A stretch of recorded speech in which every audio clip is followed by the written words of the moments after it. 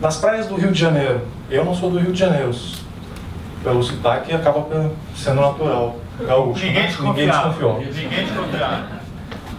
Mas eu escolhi o Rio de Janeiro para ser a minha residência, para que a minha família crescesse aqui. E aí todas as vezes que eu vejo uma praia do Rio de Janeiro, eu me questiono quanto por cento daquilo é água e quanto é esgoto. E em qual eu vou naquele dia. Porque muda, né? Tem umas que... Tá, perfeito. Secretaria de Infraestrutura. Depois da reorganização que o pessoal apresentou, ela vai ficar organizada em 4 departamentos. Todos os assuntos referentes à infraestrutura, transporte público, circulação, inundação, a ocupação, tudo que se refere a isso, vai ficar dividido, distribuído nesses 4 departamentos: urbanismo, conservação e limpeza, obras e mobilidade urbana. Para conseguir avançar com o nosso trabalho, nós elencamos 3 assuntos que seriam os prioritários no momento. Não que os outros não tenham importância, mas para que a gente pudesse dar andamento aos estudos, nós começamos analisando a parte de urbanização das favelas, a parte de saneamento básico e a de mobilidade urbana, devido ao impacto que elas dão diretamente no município. O município do Rio de Janeiro, quando falamos de infraestrutura, nos referimos muito em relação a áreas de planejamento, as 5 áreas de planejamento. A área de planejamento 1, centro, 2 na zona sul, a 3 na zona norte, a 4, Jacarepaguá, Barra, e a 5, a zona oeste. No decorrer da apresentação, eu vou abordar os 3 assuntos: mobilidade urbana, saneamento básico e a habitação das favelas, trazendo um diagnóstico atual, qual a situação atual, e aí depois eu vou para o ponto onde que entram as propostas, as ideias, como o grupo enxerga as soluções que poderiam ser realizadas. Para a parte de urbanização das favelas, os dados que o próprio Negreiros abordou na parte da manhã, segundo o censo de 2010, a Zona Norte é a área que tem a maior população concentrada em favelas, está na Zona Norte. São mais de 650 mil pessoas na favela, com uma taxa de crescimento bem agressiva em outras, cada uma delas, especialmente na de Jacarepaguá, Barra. E aí são os dois primeiros pontos que eu quero chamar a atenção. A Zona Norte como uma área de grande população, que a grande população vive em favelas, e Jacarepaguá com uma taxa de crescimento muito elevada, 53% é a taxa de crescimento populacional na favela, enquanto na área de não favela é 28%. Com os dados, a gente percebe que o equivalente de população do município do Rio de Janeiro nas favelas o número é agressivo, é mais de 1.400.000 pessoas residentes em favelas. Ou seja, 23% da população reside em favelas. No gráfico, nos dados da parte de baixo, no Instituto Pereira Passos, eles fazem a análise separando por 2 nomenclaturas, uma por favela e a outra por comunidades urbanizadas. Comunidades urbanizadas. O que é uma comunidade urbanizada? É a região da favela que já recebeu algum tipo de atendimento da prefeitura, seja um programa do Morar Carioca, o programa Bairrinho, qualquer que recebeu qualquer atendimento vai ser chamado, vai ser enquadrado como comunidade urbanizada. E aí eu coloquei um anexo a esses dados porque eu prefiro olhar dessa forma. Ao invés de dizer que temos 20% que receberam atendimento, eu fico apavorado quando eu vejo que 80% não recebeu. Todos os programas de habitação que a gente vem desenvolvendo, até o momento, atingiram 20%. Aí, durante o estudo, foi feita a questão: qual que é o problema de habitação no Rio de Janeiro? É falta de espaço? Não tem espaço no Rio de Janeiro para conseguir realocar para conseguir alocar toda a população, que elas têm que ficar subindo nos morros, indo para áreas de risco? Comparando com outros lugares do mundo, Hong Kong, Singapura, Londres, O Rio de Janeiro, está aqui, ó, ele ainda pode ser considerado uma região horizontal. A densidade populacional do Rio de Janeiro é baixa comparando com demais regiões. Contudo, olhando para a parte de habitabilidade, Hong Kong, Singapura, Londres, apesar de serem regiões altamente densas... Vou perguntar rápida. A densidade populacional do Rio de Janeiro é 2.610 pessoas? Da região metropolitana. Ah, tá. Tá? Eu vou entrar nesses dados depois mais detalhado. Ou seja, não é uma falta de espaço. A gente está vendo que o problema é mais na questão de planejamento da habitação no Rio de Janeiro, como ela é organizada. Esse planejamento impacta direto nos dados de saneamento básico. Hoje de manhã, quando começaram a falar, eu até me entusiasmei, mas deixei para discutir agora na parte da tarde. O Rio de Janeiro tem um caso interessante. O saneamento básico no Brasil como um todo, nos anos 60, 70, ele começou a receber maior evolução no país através do Planasa. Foi um momento que a União declarou que a responsabilidade do saneamento básico seria dos estados, e eles que deveriam universalizar o atendimento de saneamento básico. 10 anos se passaram, todo mundo correu para estender a área de saneamento básico, contudo o plano era mais expansionista do que de qualidade. Ou seja, focado em expandir, mas sem cuidar da produção, da operação. Ficou inchado, os investimentos reduziram, a operação já não conseguia rodar sozinha e foi para o beleléu o plano. Na Constituição de 88, tinha uma expectativa de que isso daí fosse organizado, se fosse do Estado ou se fosse do município. E lá ficou declarado com termos ambíguos, que não deixavam claro de quem que ficaria essa responsabilidade. Em 2007, o Estado do Rio de Janeiro e o município do Rio de Janeiro, através de um acordo, chegaram à conclusão. O Estado ficaria, através da cidade, responsável pelo fornecimento de água de todo o município e ficaria responsável pela coleta de esgoto e tratamento nas áreas 1, 2, 3 e 4. O município ficaria responsável pela área de planejamento 5, pela coleta e tratamento de esgoto na 5, que é essa região amarela, e nas favelas. Ou seja, uma dificuldade, uma organização absurda. Pensa você estar com a responsabilidade de trazer as pessoas para investir em saneamento básico, as empresas para trabalhar em saneamento básico e dizer, olha, eu só tenho a área de favela, que é menos rentável. Isso é só um acordo, é só desfazer esse acordo? É toda uma discussão. Eles chegaram, a conclusão é que eles chegaram no meio termo e realizaram um acordo entre o município e... Eu digo... Não é a Constituição não diz isso. Não está em Constituição. Acho que já teve uma decisão do Supremo resolvendo esse assunto. Diga. É o seguinte, a competência, ela em regra é dos municípios.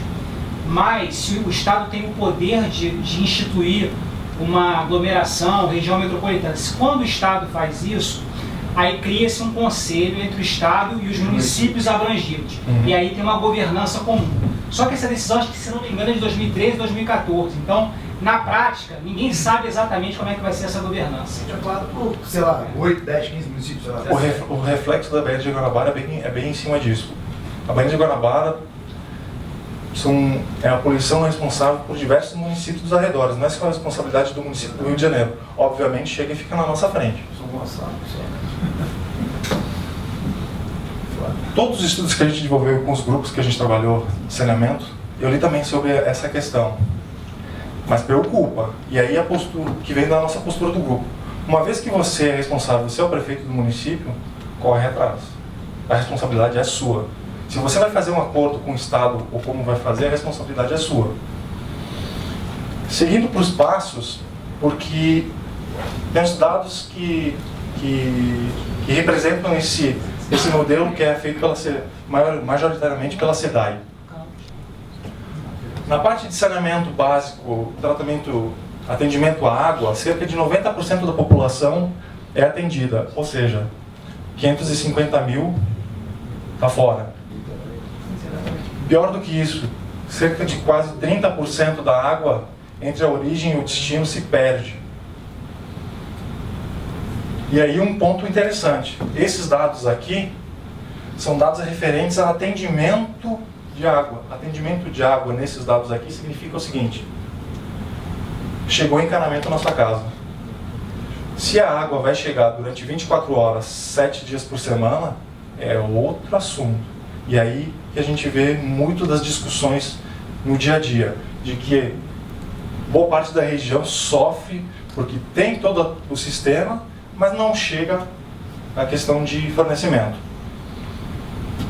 A desigualdade no Rio de Janeiro ela chega a 140 vezes entre a região que é melhor atendida e a região que é pior atendida.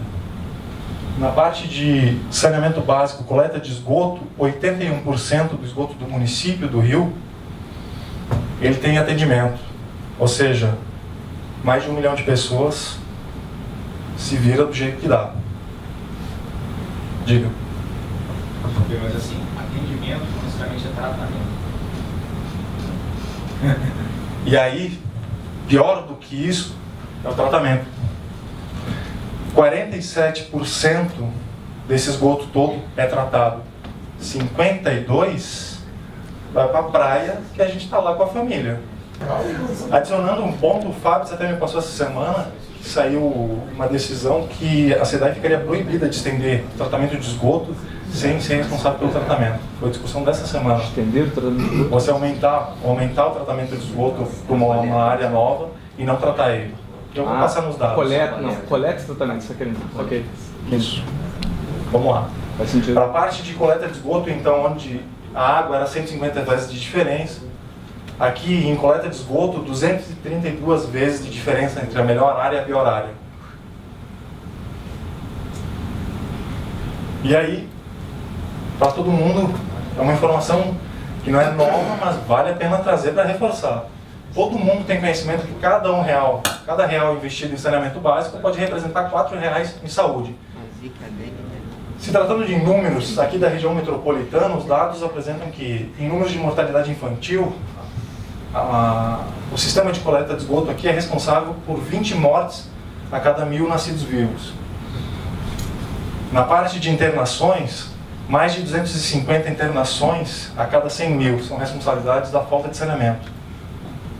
E na parte de expectativa de vida também, a redução da expectativa de vida para 69 anos, fruto das áreas que não têm saneamento.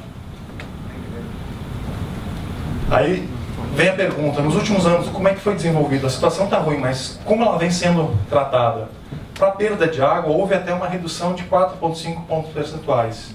Para atendimento de água, insignificante praticamente. Para atendimento de esgoto, houve um aumento de 12%. Até um aumento interessante. Só que daí o tratamento caiu em 21%. Ou seja, teve uma ampliação da área, um crescimento populacional e que impactou direto no tratamento, que não acompanhou. Isso são dados nacionais ou só do Rio de Janeiro? Não, dados do Rio de Janeiro, dados da região metropolitana aqui do Rio de Janeiro. Então, esse crescimento o tratamento de esgoto não cresceu. Reduziu, piorou. A população vem sempre crescendo. Você tem que, no mínimo, você tem que fazer alguma coisa para acompanhar a população. É proporcional à população, a porcentagem. Entendeu? Se você não acompanhar, você já vai estar... É que eu desconsiderei o crescimento da população. Perfeito. O Aliás, crescimento, respondendo, é na parte do município do Rio de Janeiro. o crescimento populacional nessa época você também não sabe. Posso conseguir para você, depois eu pego. Vamos lá. Aí comparando, fazendo um comparativo breve entre regiões, por exemplo, com São Paulo e Rio de Janeiro, que são duas regiões populosas. São Paulo hoje investe por volta de R$ 84,00 por pessoa, valor anual em saneamento. E o Rio de Janeiro investe R$ 27,70. Ou seja, esse modelo, a gente dá para perceber que através desse modelo de divisão de responsabilidade entre o Estado e entre o município, não consegue acompanhar a demanda. Vamos para a parte de mobilidade urbana, para ver se ela é um pouco melhor, mais otimista. Na parte de mobilidade urbana, o sistema de transporte no Rio de Janeiro, prioritariamente, é feito através de ônibus, é rodoviário. 51% do transporte coletivo, do transporte, é realizado através de ônibus. 19% através de carro, veículo individual. E o metrô e o trem ficam responsáveis por 5% o trem e 7% o metrô. Ou seja, uma diferença representativa entre um sistema de transporte de massa com um sistema rodoviário. Perguntando para a população referente aos 20% da população que usa o carro hoje, se ela deixaria de usar o carro para poder usar o transporte coletivo. Mais de 80% dessa população mudaria. Com uma condição, qualidade. Se tivesse um sistema de qualidade, ela poderia trocar, ela iria para o transporte coletivo tranquilamente. Na parte de tempo perdido, respondendo a nossa pergunta, comparando as regiões do Rio de Janeiro, a área de planejamento 5, a área de planejamento e as demais áreas, em uma média entre todas elas, é 1 hora para ir e 1 hora para voltar, saindo de uma região para outra. Se nós olharmos os extremos, a área de planejamento 5, por exemplo, para ir para a área de planejamento 1, a pessoa que mora aqui e vai trabalhar na área de planejamento 1 no centro, ela vai chegar a levar 2 horas para ir, 2 horas para voltar. Fazendo nossos cálculos, são 9 anos da nossa vida que ficam no trânsito. Quando você decide ir para uma região mais distante do centro, você está decidindo perder em 9 anos da sua vida. E isso não é o pior caso. Esse caso aqui, eu fui até conservador no cálculo para poder pegar a maior parte da população. No relatório da Firjan, se tratando em números, já que os investimentos para transporte são altos. Em números, todo dia em 2015, cerca de 114 quilômetros de áreas de congestionamento na região. Na parte de dinheiro, grana, 25 bilhões. Como sai disso para chegar àquilo? Através de fórmulas que medem a produtividade dessa pessoa que está parada no trânsito, o quanto esse sistema impacta nos consumíveis, combustíveis e outras formas, e o quanto ele traz de encarecimento em relação a frete, a essas coisas que impactam no dia a dia do povo. Ou seja, 25 bilhões todo ano é muito dinheiro. 10% do PIB da cidade. E aí dizer que o modelo de metrô é caro. Aí o questionamento vai, o plano diretor de transporte urbano do Rio de Janeiro, da região metropolitana, aliás, ele vem desenvolvendo as linhas de BRT, BRS, a própria linha de metrô na linha 4, mas prioritariamente as linhas de ônibus. Ou melhor, prioritariamente a linha rodoviária, o transporte rodoviário. Se eu não coloquei aqui os outros mapas, mas as projeções para 2020 e os anos seguintes até inseririam outras linhas de metrô aqui. Sendo que o projeto de metrô aqui para o Rio de Janeiro é desde os anos 60, que já é conhecido, que já foi feito. De lá para cá, o que a gente tem está refletido na área laranja como metrô e na amarela como trem. Mas aí fica a pergunta, por que nos anos 80, por exemplo, foi abandonado o projeto que interligaria a região, a estação da Estácio até a Praça 15? Para mim foi novidade. Decisão política. Não. A conclusão é essa. Mas para mim foi uma surpresa saber que embaixo da Carioca já tem uma estação praticamente pronta. É a questão de interligar a Carioca com a Estácio, passando por Catumbi e a Cruz Vermelha. O impacto disso reflete, é perceptível pelo fato do seguinte: a linha verde é para um metrô com 8 carros, a linha vermelha é para 6 carros. Como você interliga elas nesse segmento aqui central, você obriga que as duas funcionem só com 6. Ou seja, a demanda que a gente vê, o problema que a gente vê no centro, fruto disso. E aí... Tem uma outra estação também, que é aquela embaixo do... quase Botafogo, né? Em Flamengo. Morro Santo Antônio. Exato. Aí o reflexo disso vem do quê? distribuição de oportunidades. 74% dos empregos formais no Rio de Janeiro, na região metropolitana do Rio de Janeiro, estão concentrados no município. Enquanto 53% da população estão aqui no município. Todo dia essa população vindo para o Rio e voltando do Rio. Isso é ruim? Ruim não é. Tendo oportunidades é sempre bom. O ideal fosse distribuir elas para que não tivesse esse emaranhado. E aí que vem esses dados representam quais os problemas principais. Centralização das oportunidades, ou seja, o Rio de Janeiro é o foco de oportunidades, os outros municípios vêm até o Rio de Janeiro todo dia e voltam. A ocupação urbana é exclusiva. Quando eu digo exclusiva, é fruto do planejamento urbano que foi feito há anos atrás, onde são bairros planejados para serem residenciais e bairros planejados para serem comerciais. Nos últimos anos, quem trabalha com planejamento urbano vem mudando esse conceito, porque ele se torna no futuro inviável, com um engessamento, com um excesso de mobilidade entre um eixo e outro. Transporte rodoviário saturado, o metrô unidirecional, a responsabilidade indefinida sobre saneamento básico, investimentos públicos, prioritariamente públicos, investimentos públicos, e aí, quando chama a atenção dos públicos, é porque as empresas privadas, o setor privado ele até agora está sendo convidado mais a participar, mas não tem uma grande participação, e com isso a gente tem a prefeitura inchada.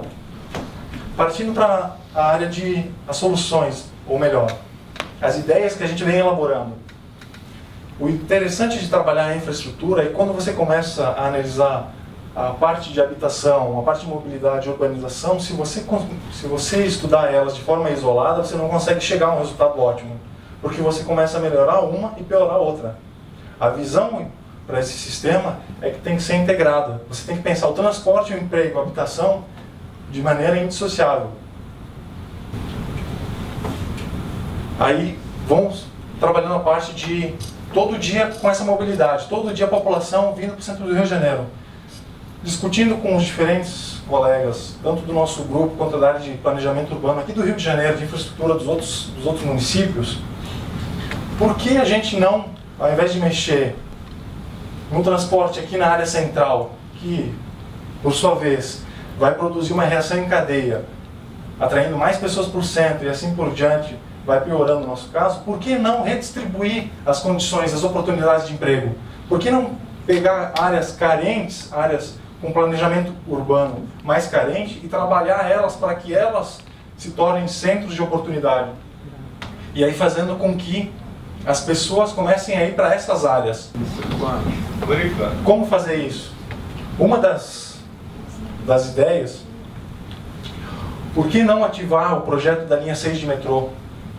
Fazendo com que ele conecte a região do Galeão ali, aqui até para cima, mas poderia ser a Ilha do Fundão, com Penha, passando aqui por Madureira, Praça Seca, Tanque, Taquara, conectando até o terminal Alvorada, fazendo com que esse sistema deixe de ser unidirecional e tenha um anel de deslocamento da população, integrado com as linhas de trem e integrado com as demais linhas de metrô. Seguindo, agora como tornar isso viável? Porque é um desafio enorme. Levar o metrô para uma área que tem pouco investimento, pouca oportunidade, só levar o metrô não garante que a gente vai conseguir as oportunidades naquela área. Olhando para modelos de outros países, o próprio de Hong Kong, o Cássio contribuiu com as nossas pesquisas, e ele exemplifica da seguinte maneira. Lá, o setor privado é convidado a participar das obras de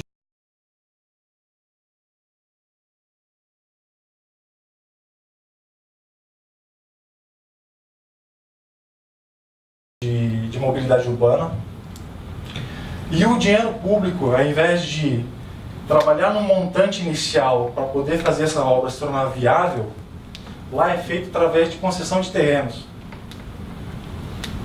A parte do governo fica responsável por organizar esses terrenos e concedê-los para a iniciativa privada, de forma que ela trabalhe outras formas de rentabilizar o processo de mobilidade urbana, rentabilizar o projeto do metrô.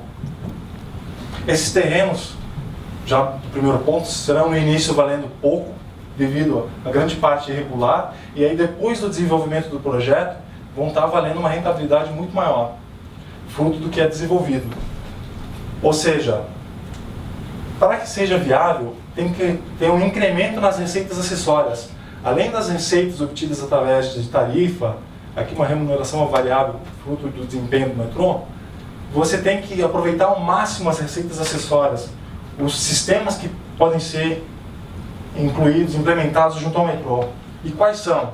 O metrô pode deixar de ser simplesmente transporte, pode virar uma área comercial, com shoppings, lojas, de forma toda integrada, aproveitando o estacionamento, concedendo para que a área pública, melhor, que o setor privado, a empresa responsável por implementar esse projeto, tenha outras formas de rentabilizar. Uma sugestão é que olhe o edital da linha 20 do metrô de São Paulo, que é a linha rosa que vai cruzar a Faria Lima, que ela está sendo projetada todo nesse estilo, com exploração da parte subterrânea da via Faria Lima para exploração comercial. Eu li lá sobre essa linha e a proposta aqui é até mais agressiva. Lá eles estão tá indo na direção e está conseguindo fazer com que o governo injete menos dinheiro no início, ou seja, ao invés de entrar com 80% dos recursos para fazer o projeto, entraria com 50% dos recursos, ou até menos. Exatamente. Uma outra, só para acrescentar uma proposta, eu não sei se aqui no Rio de Janeiro existe o caso das CEPACs, que lá em São Paulo seria aquele crédito imobiliário que você compra para que permita maior área construída no terreno. O que poderia ser feito é haver uma liberação de maiores CEPACs para regiões no entorno, para que essa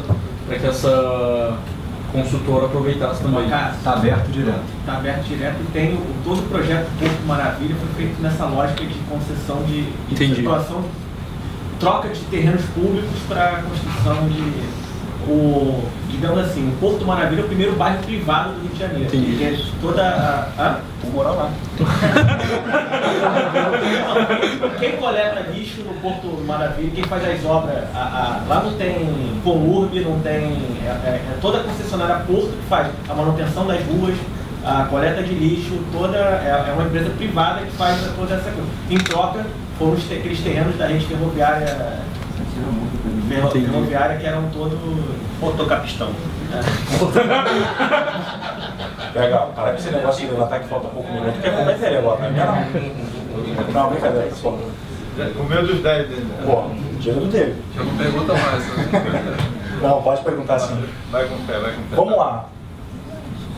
Ou seja, as receitas não tarifárias usadas em outros países já desenvolvidos envolvem todo um planejamento que atrai com que a população vá para essas áreas, para essas zonas mais próximas do metrô. Você vai aumentar a rentabilidade do metrô e também vai aumentar a exploração imobiliária, a exploração de comércio nessa região, fazendo com que o dinheiro comece a circular, a ter mobilidade nessas regiões.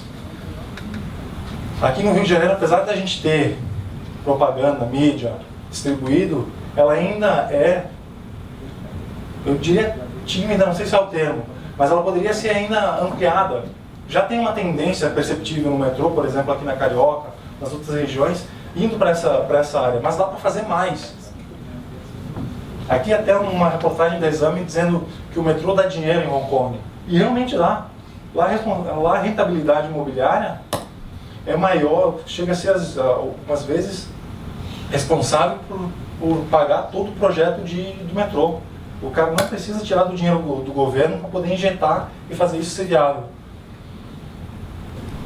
Aí eu não tive o dado do Rio de Janeiro, mas peguei o de São Paulo, que trata sobre receitas não acessórias, não tarifárias. E a gente percebe que ainda tem muito para crescer nessa parte. Publicidade, imobiliário, varejo, inovação, é muito. Os outros países estão, Hong Kong, Londres, Sydney, Xangai, eles trabalham muito mais nessa área, explorando essa área e fazendo com que o metrô se torne viável, se torne um negócio... Isso é receita da concessionária ou do município? Desculpa. Da concessionária. Da concessionária. A concessionária local, né? A concessionária. O lucro vai para ela. Ela é responsável por implantar o projeto. Em contrapartida, ela vai ter áreas para poder desenvolver essas rentabilidades. Resumindo o modelo, o que a gente tem hoje é que no início o setor privado entra com uma parcela da grana, normalmente, uma obra tipo metrô, o município entra com outra parcela, o Estado com mais uma e a União com outra. Ou seja, o dinheiro público praticamente paga para que a obra seja feita porque existe uma fotografia de que ela não seria rentável. A proposta é fazer com que esse dinheiro vá para aquisição e recuperação dos terrenos. Ou seja, você vai trabalhar na área de superfície, você vai trabalhar com saneamento básico, trabalhando na parte de habitação e, em contrapartida, você vai usar esses fatores para mostrar para ele que é rentável colocar o dinheiro. Ou seja, o setor privado vai ir pelo interesse e por vislumbrar lucratividade em outras áreas. Lembrando que no início essas áreas são pouco valorizadas. Com o passar dos anos elas vão começar a valorizar, o dinheiro do governo vai começar a crescer e o próprio do privado também, junto pela circulação que vai ter nesse desenvolvimento dessa área, dessa região. E aí chega no ponto dos títulos de propriedade. Por quê? Porque isoladamente esse projeto faria com que as regiões fossem valorizadas e algumas pessoas mais carentes que vivem nessas regiões tivessem que se transferir para regiões mais afastadas, fruto do aumento de aluguel, fruto do aumento do custo de vida nessas regiões. Aí, em discussão com o grupo, com as pessoas, nessas regiões, além de você permitir a exploração imobiliária planejada, você também tem que trabalhar as regiões dando título de propriedade em regiões que são necessárias, no sentido de fazer com que essas pessoas recebam as condições, tenham dignidade e possam desenvolver, crescer junto com o projeto. Ou seja, durante esse desenvolvimento da região, essa pessoa tem que ficar na região, ela não tem que se deslocar para uma outra região, porque senão eu vou acabar causando o mesmo efeito do Minha Casa Minha Vida. O Minha Casa Minha Vida, hoje, pode ter muitos benefícios em relação a levar habitação para a população. Contudo, os terrenos, prioritariamente, são afastados. E essa população começa a impactar diretamente a mobilidade urbana. Ou seja, é um projeto pensado em habitação, mas desconectado de mobilidade urbana. O que a gente quer não é isso. As pessoas têm que crescer junto com o projeto, integradas, desenvolver junto. Em diversos países é feita esse planejamento com uma distribuição mista dos bairros, um controle sobre o quanto eles são valorizados, um controle de aluguel. A nossa tendência é não ir muito por esse lado e deixar que o mercado propriamente se mova. Contudo, planejando bem para que essas pessoas carentes aqui não tenham que se mudar. Ou seja, de uma centralização de oportunidades para uma descentralização, de uma ocupação exclusiva para uma ocupação mista, do modelo rodoviário saturado para um modelo de massa sobre trilhos, de um metrô unidirecional para um anel, para uma integração, de uma responsabilidade indefinida para uma responsabilidade municipal. O problema é nosso, o problema está aqui, a gente vai correr atrás. Vai colocar o dinheiro, vai fazer, aí é outra história. A gente pode resolver isso. Desculpa, faltou falar. Investimentos públicos, quanto mais parceria público-privada, maior a gente fazer parceria com o setor privado, melhor vai ser a produtividade e menos inchada vai ser a nossa prefeitura. É dessa forma que a gente enxerga o setor de infraestrutura. Ou seja, deixa de ser só projeto de um metrô para ser um projeto integrado, um ecossistema que trabalha a parte de habitação, a parte de mobilidade urbana, o saneamento básico e atenda a população carente. Porque ela também merece ter um transporte adequado e de qualidade, seja de metrô, trem, o que for, mas que responda à demanda, já que é ela que mais se desloca da residência para o trabalho, todo dia. O Rio de Janeiro enfrentaria um grande problema nesse sentido, por conta de ser uma cidade que tem um apelo turístico voltado para a estética da natureza. A gente também não teria como permitir um adensamento maior em regiões como Zona Sul e Centro. Isso geraria um problema também com relação a direcionar os aluguéis para cima nessa região. Não, mas a gente está fazendo justamente o contrário. A gente está descentralizando o adensamento ali da Zona Sul para que as outras regiões se tornem atrativas, para que você possa morar em regiões mais afastadas. por isso que não pode ser um pensamento isolado. Você tem que trabalhar tanto a parte de saneamento básico, habitação. Nos primeiros momentos, quando eu fui realizar o estudo, eu até achava que fosse ser mais fácil de trabalhar, porque eu comecei estudando eles de maneira até um pouco isolada. Quando eu fui discutir com os grupos, eles me ajudaram a enxergar a forma com que estão integrados a parte de habitação, a parte de oportunidades e a parte de mobilidade urbana. O contexto. A gente não pode pensar num contexto só. E aí, justamente, você está projetando benefícios para uma região e indiretamente você está levando benefícios para outra também. Porque é que nem, eu costumo usar o exemplo, é que nem época de férias. Férias da escola, o trânsito não fica mais tranquilo? Todo mundo agradece porque está mais tranquilo. É mais ou menos essa sensação. Você consegue deslocar todas essas oportunidades que hoje estão concentradas no centro para outras regiões. E dessa forma você consegue trabalhar e dando mais tranquilidade para todos. Essa é a coisa. Vou completar um pouco aqui, só lembrando, Cássio, que assim, a nossa preocupação, a gente vai realmente agregando com sugestões e coisas que fazem a gente pensar melhor, porque o que você colocou tem toda a lógica, quer dizer, quando a gente privilegia um lado, o outro te compensa, e essa ideia do planejador, ele falou algumas vezes da palavra planejador, eu sei que o planejador tem um peso na nossa consciência de que as coisas deveriam ser mais espontâneas, né? Mais naturais, mais duradouras, sustentáveis, etc. Mas esse é o pensamento que a gente diz assim, bom, atendemos a ideia geral, vamos exercitar. Então acho que te agradeço a pergunta, ela é muito pertinente, mas vamos deixar isso para o fórum específico. Perfeito. Tá bem? André? A parte lá, esse eixo, eu prefiro que a ideia que fique para o grupo é que não é a linha 6 que resolve o problema do município. Na verdade, eu gostaria que vocês ficassem focados na filosofia, na questão de da forma com que a gente trabalha a ideia de descentralizar as oportunidades e levar elas para outras. Tem diversos impactos, eu poderia entrar em diversos aqui detalhes, que também precisam ser estudados. Obviamente a equipe tem que ser muito maior e eu também não tenho braço para tudo isso, nem o grupo, cada um com as suas áreas, consegue atender. Nessa hora que o cara fala uma coisa dessa, a gente puxa um lenço e entrega para ele. Porque... Mas é uma situação que tem que ser trabalhada, e o próprio BRT, as linhas, isso daqui é mais uma visão de longo prazo. Os impactos em curto prazo, aqui em momento algum eu estou desmerecendo, dizendo que BRT, BRS, não sei o que, não deveriam ser feitos, muito pelo contrário. A forma de mobilidade urbana e transporte tem que ser integrada. Legal. Bom exemplo, assim, entendeu? Mas aquilo dali está muito bem integrado na asa delta que você desenhou ali, que eu achei, pô, massa. Excelente. Só complementando uma coisa, a gente não falou muito especificamente de lixo, tá? Conforme nosso tempo aqui é curto, o que eu estudei de lixo com altos executivos da Conlurb me deu uma sensação de nível de satisfação acomodável, tendo em vista os outros desafios, tá certo? Então assim, tem lá, fechou gramacho, agora é seropédico, com estrutura de ponta, não é isso? Bacana, teoricamente funcionando, tem lá também uma produçãozinha de gás que é vendido para a Petrobras, ninguém sabe aqui preto, não sei quem sabe se é deficitário o sistema, mas tem uma inclinação de reaproveitamento do gás, então uma coisa que nos inspira a achar que está bem razoável.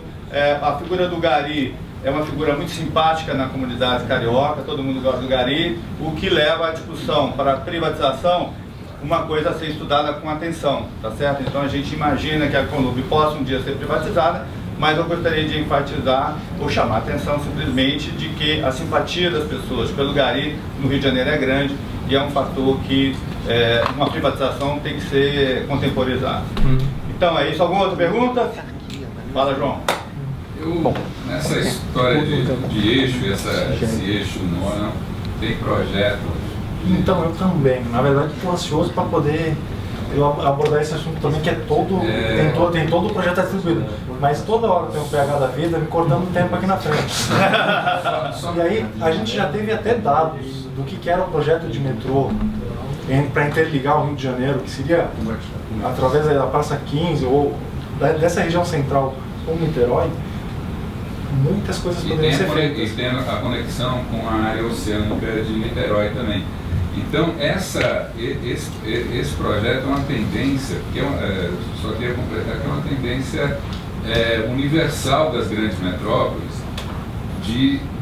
dos melhores terrenos, das melhores residências, a melhor infraestrutura, está justamente na periferia. Ela se expande porque quando você constrói esses eixos mais velozes de integração, você consegue valorizar aqueles terrenos e a área mais adensada aqui do centro, Copacabana, Flamengo, Botafogo e tal, os aluguéis não vão subir tanto não, porque essas áreas vão ficar mais disponíveis. Então essa é uma tendência universal das grandes metrópoles de valorização, né, da periferia. O pessoal chama de subúrbio, e quando o cara diz que mora no subúrbio, ele diz em boca cheia, dizendo que é um lugar legal e tal. Eu iria até além. Aqui a gente abordou o município, porque o foco de hoje é o município do Rio de Janeiro. Mas mobilidade urbana, a questão das oportunidades, é uma política que deveria ser implantada para o Estado como um todo. A integração, porque você vê que todas essas pessoas vindo para o Rio de Janeiro, ou seja, de alguma forma ou outra, está todo mundo integrado. Esse pensamento tem que estar. Agora, como o Negreiro estava falando, os pares. Aí todo mundo me puxa, volta para o município, volta. Como é que é o município? Tá, então, o município seria nessa. Mas isso não tem